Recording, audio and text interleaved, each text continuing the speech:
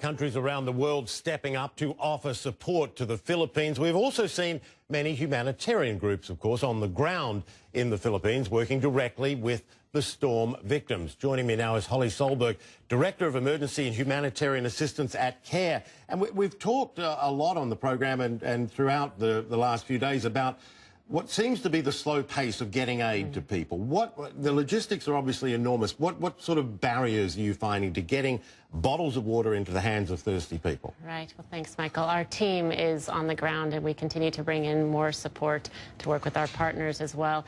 The main barriers are the logistical challenges that we've been seeing on the news, that power is down, communications down, the coastline is completely decimated, so roads are blocked. So there's a huge effort underway right now to remove debris, to get in and get access to the people that are affected. Who coordinates on the ground in things like this? Because there's dozens of aid groups. Right. CARE, of course, is one of the biggest. But what role does central government in the Philippines play, and do you guys interact yourselves?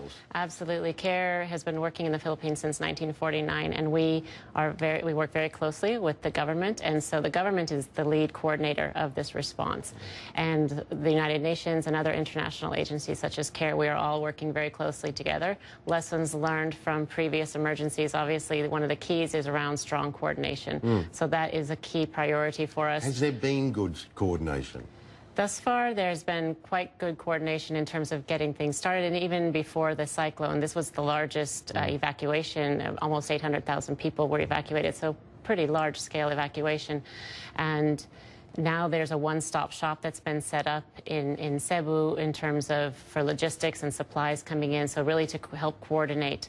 Clearly, there are many, many challenges. Our team, again, just trying to move 7 miles took them 6 hours the other day, and with many flat tires in between, just trying to get to reach the people. Is there a surprise, and we've discussed this too, the Philippines is no stranger to typhoons. Now, this was unprecedented, yes, caused an enormous amount of damage, but would it have been normal in this sort of situation? Everyone knew it was coming and how big it was, to pre-position supplies, that sort of thing. Does that happen? Absolutely, and some supplies have been pre-positioned, but the stocks have run out. So that is part of the problem, or stocks are running out. And I don't think anybody could have anticipated the actual scale of this.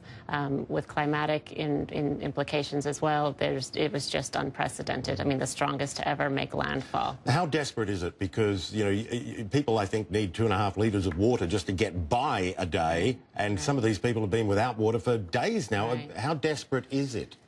People are desperate. They're tired, they're hungry, they're hot, but the rains continue as well. There are over 700,000 people who are displaced, about 400,000 who are in temporary shelters, but that leaves about 300,000 that we're aware of who are still without any shelter, and they're in the rain, out in the elements, drinking water from open pipes, because pipes have been destroyed. So which could be tainted as well. So we are concerned, obviously, about health. People are, people getting sick, and food is a critical issue as well. About approximately 2.5 million people are in need of immediate food assistance as well. Disease, a big issue, obviously, too, a big concern for you guys. Do fantastic work. And very briefly, what can people do to help? My experience in dealing with aid agencies is don't send stuff, send money. Absolutely. At the moment, the best thing people can do are cash donations, and you can go to care.org to do that. Our immediate support right now is with food and shelter, and we will do everything we can to and you buy that others. Stuff and take it in. Exactly. Holly, great to have you here in Atlanta. So much. Appreciate you coming in. Holly Solberg with CARE. Thanks Thank you very much.